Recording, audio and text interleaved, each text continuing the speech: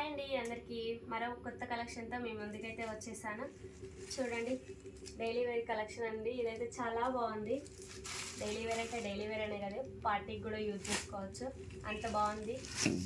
ఇదైతే మంచి black colour. దీంట్లో బ్లౌజ్ వచ్చేసి ప్లెయిన్ బ్లౌజ్ వచ్చింది. ఇలా శారీ మొత్తం అయితే ఇలాగే ఉంటుంది.